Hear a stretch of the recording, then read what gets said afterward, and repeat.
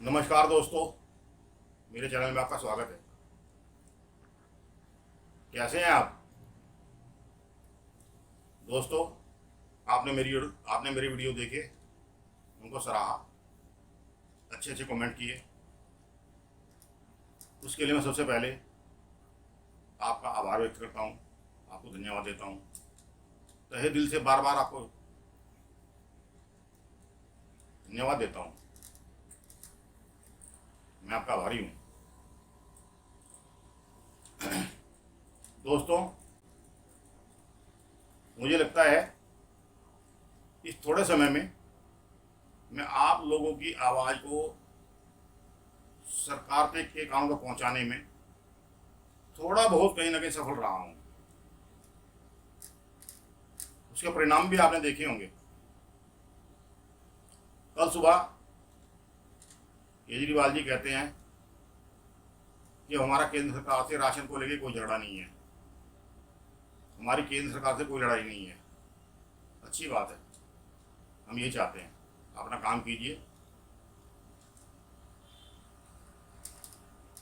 दूसरी, उसके बाद केजरीवाल जी आकर कहते हैं कि दिल्ली में हमारे वैक्सीनेशन सेंटरों में खाली पड़े हैं, उनमें लोग वैक्सीन लगवाने के लिए नहीं आ रहे हैं। वैक्सीन के शीशों में वैक्सीन बेकार हो रही है। 18 से लेकर 45 साल तक के लोगों को वैक्सीन दे रहे हैं, लेकिन लोग वैक्सीन लगवाने के लिए नहीं आ रहे हैं। तो दोस्तों, मैं श्रीमान अरविंद केजरीवाल जी से पूछना चाहता हूं कि सर, आपने जो बात कल कही है, पहले तो आपने कभी ऐसी बात नहीं कही। अपनी कमियों का, अपनी गलतियों का ठीकरा आप दिल्ली के युवाओं, दिल्ली के नौजवानों के सर पे ना फोड़ें। दिल्ली के युवा, दिल्ली के नौजवान इतनी आलसी नहीं है जितने कि आप हो। आपने झूठ बोला, आपने कहा कि हमने वैक्सीनेशन सेंटर बंद कर दिए हैं क्योंकि हमारे पास वैक्सीन नहीं है, केंद्र सरकार हमें वैक्सीन नहीं दे रही है, यही कहा था ना। और इतनी जल्दी वैक्सीन इतनी आ गई कि आपकी सेंटरों पे वैक्सीन की शीशियों में वैक्सीन बेकार हो रही है। बताइए। चलिए, कोई बात नहीं है, दे रहा है दूध है। आप युवाओं को वैक्सीन दे रहे हैं, देनी शुरू कर दी है, बहुत अच्छी बात है। इसके लिए आपका स्वागत है, इसके लिए आपका धन्यवाद। सर, अभी कुछ देर पहले आपके राघव चड्ढा जी, आम आदमी पार्टी के विधायक, कहते हैं कि इसमें भी वो राजनीति कर रहे हैं, केंद्र सरकार पे आरोप लगा रहे हैं। क्या कि होनेबल सुप्रीम कोर्ट ने, माननीय सुप्रीम कोर्ट ने केंद्र सरकार को लताड़ लगाई है, इसीलिए अब दिल्ली वालों को वैक्सीन मिल रही है। नहीं, गलत। राघव चड्ढा जी, आप गलत बोल रहे हैं। होनेबल सुप्रीम कोर्ट ने, माननीय सुप्रीम कोर्ट ने लताड़ नहीं लगाई। दिल्ली की जनता को परेशानियों को ध्यान में रखते हुए होनेबल सुप्रीम कोर्ट को, माननीय सुप्रीम कोर्ट को इंटरफेयर करना पड़ा। ये कोई पहली बार नहीं है। ऑक्सीजन को लेकर भी आपके ऊपर लताड़ पड़ी थी, सुप्रीम कोर्ट ने लताड़ लगाई थी। आप झूठ मत बोलिए। आप जब भी टीवी पर आते हैं, जब भी जनता के सामने आते हैं, हर बार एक नया झूठ बोलते हैं, हर बार एक नया झूठ बोलते हैं। दिल्ली की जनता जागरूक हो चुकी है, समझती है उनके अधिकार क्या हैं। सिर्फ अधिकारों को लेकर अपनी आवाज आप तक पहुंचाना चाहती है। माननीय केजरीवाल जी, दिल्ली सरकार, मैं आपसे बहुत छोटी सी बात कहना चाहता हूं। आपकी ताकत ये आपके मंत्री, आपके विधायक नहीं है, ये हमारे द्वारा चुनकर भेजे गए हैं। आपकी ताकत दिल्ली के युवा, दिल्ली के नौजवान हैं। शायद आप भूल गए अपनी ताकत को। आपकी ताकत आप दिल्ली की जनता है, ये मंत्री विधायक नहीं है। अगली बार चुनाव जब आप लड़ोगे तो दिल्ली की जनता आपको फिर बता देगी कि आपकी ताकत कौन है। इसीलिए अपने मंत्रियों, अपने विधायकों को दिल्ली की जनता की सेवा में लगाइए, लड़ने के लिए नहीं, आरोप प्रत्यारोप करने के लिए नहीं। टीवी पर चेहरा चमकाने का काम तो कांग्रेस पार्टी को दे दीजिए, उनको करने दीजिए, उनको मुबारक हो। तो सर, मैं तो आपसे इतना कहना चाहता हूँ कि दिल्ली वालों के लिए जो आप वायदे करके आएंगे वो पूरा कीजिए, दिल्ली वालों का काम कीजिए, दिन रात मेहनत कीजिए। दिल्ली वाले आपको सलाखोर बैठा लेंगे, और अगर काम नहीं होंगे, काम नहीं करोगे, आरोप प्रत्यारोप की राजनीति करोगे, तो फिर दिल्ली वाले आपको सबक सिखाएंगे, जैसे कांग्रेस पार्टी और बीजेपी को सिखाया है। पिछले 5 साल में आपने बहुत अच्छा काम किया, आपकी पार्टी ने बहुत अच्छा काम किया, आपके विधायकों ने, मंत्रियों ने बहुत अच्छा काम किया। लेकिन 2 साल में क्या हो गया? आपको अहंकार आ गया आपकी पार्टी में, आपके नेताओं में, आपके मंत्रियों में, आपके विधायकों में। काम करने से ज़्यादा आराम करने की आदत पड़ गई है, आरोप प्रत्यारोप करने की आदत पड़ गई है। बड़े भाई से लड़ा नहीं जाता, बड़े भाई से काम निकाले जाते हैं। केंद्र सरकार से लड़िए मत, दिल्ली वालों को काम निकालिए।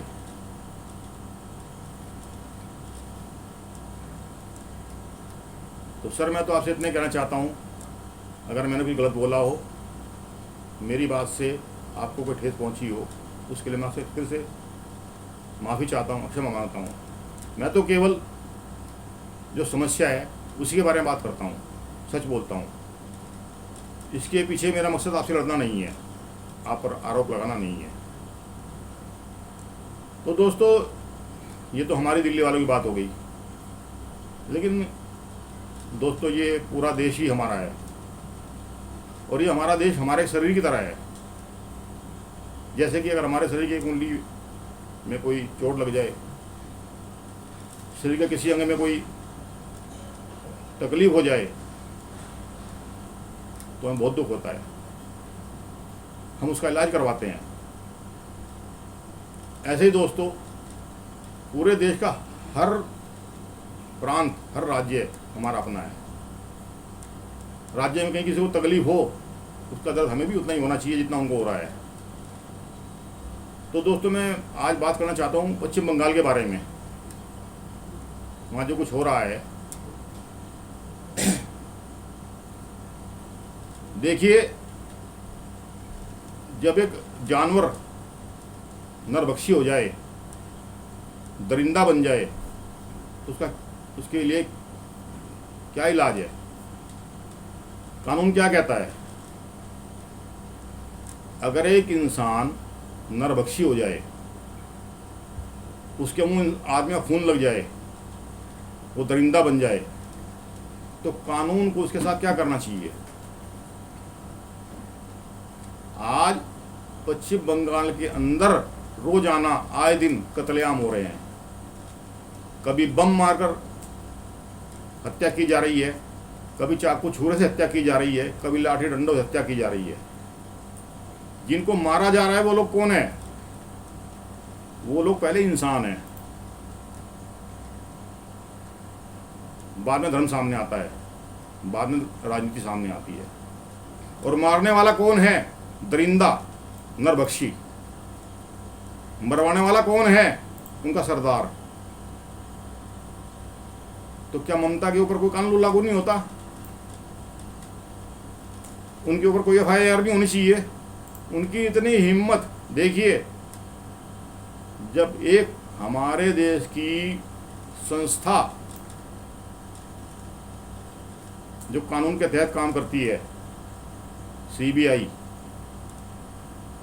जब घोटाले में उनके 4 मंत्रियों को पकड़ा, तो देखिए, ये मुख्यमंत्री ऐसे होते हैं किसी राज्य के। सीबीआई के दफ्तर को घेर लिया,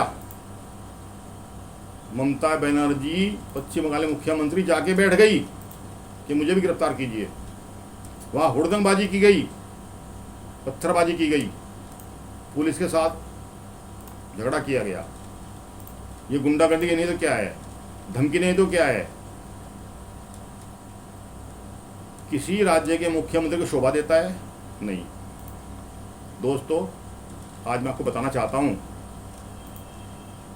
पश्चिम बंगाल का एक द्वार बांग्लादेश में खुलता है, दूसरा द्वार पाकिस्तान में खुलता है। अगर पश्चिम बंगाल के अंदर इस बार टीएमसी की सरकार बनी है तो उसके पीछे सबसे बड़ा हाथ पाकिस्तान और बांग्लादेश का है। पश्चिम बंगाल का रिमोट पाकिस्तान के हाथ में है। अगर जल्दी कोई कार्रवाई नहीं की गई तो पश्चिम बंगाल गया हमारे हाथ से। इसलिए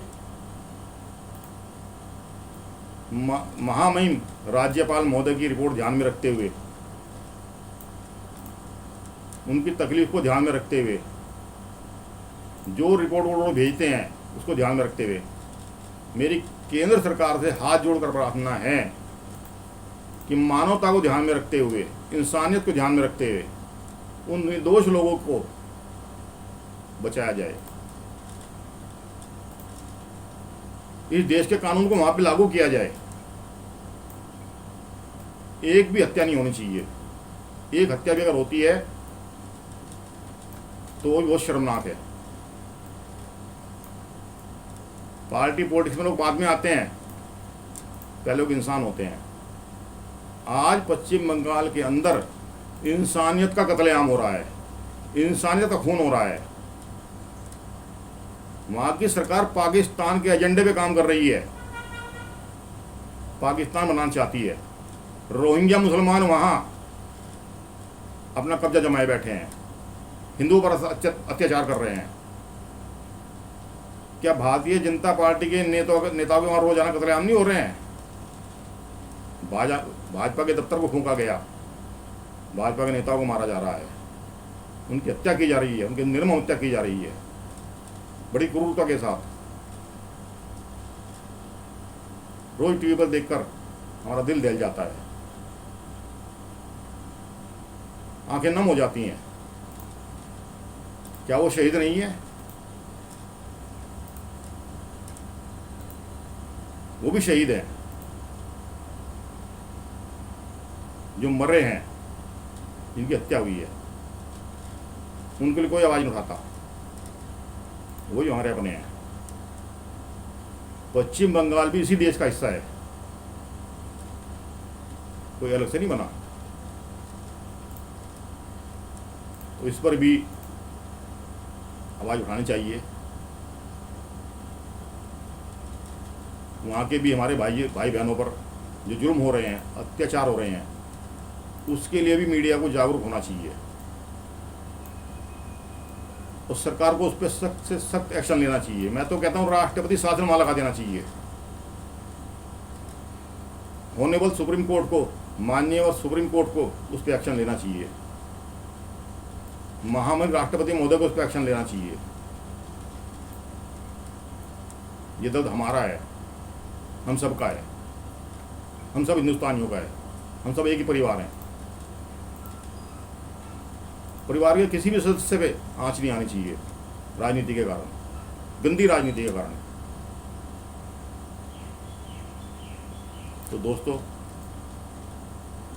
तकलीफ होती है, दुख होता है, मन में आक्रोश उठता है, आवाज उठती है मन से, लेकिन हम कुछ कर नहीं सकते क्योंकि हमारे अंदर पावर नहीं है। हम सरकार से सिर्फ अनुरोध कर सकते हैं, अपनी प्रतिक्रिया सरकार तक पहुंचा सकते हैं। हम सरकार के साथ हैं, पूरा देश सरकार के साथ है। अन्याय के खिलाफ पूरी जनता भारत सरकार के साथ है। आप जो भी कदम उठाओगे पूरे देश की जनता आपके साथ खड़ी होगी। मोदी जी, माननीय प्रधानमंत्री श्री नरेंद्र मोदी जी, आदरणीय गृह मंत्री श्री अमित शाह जी, बचा लीजिए बांग्लादेश के लोगों को। यही समय है, हाथ जोड़कर विनती है, हमारा दिल रोता है। बस मैं एक बात कहनी भूल गया, मेरे याद नहीं रहा, माफ़ी चाहता हूँ। एक बात मैं कहना चाहता हूँ और सरकार से, दिल्ली सरकार से, खासतौर पर दिल्ली सरकार से, श्री अरविंद केजरीवाल जी, मैं दिल्ली के ऊपर आपसे बात करता हूँ क्योंकि हमारी सरकार दिल्ली में है, तो मेरा फर्ज आपसे कहने का बनता है। हमारे कितने युवा, कितने नौजवान पढ़े लिखे आज घरों में खाली बैठे हैं। आप उनके लिए कुछ कीजिए, उनका अवसर दीजिए, उनके लिए अवसर पैदा कीजिए।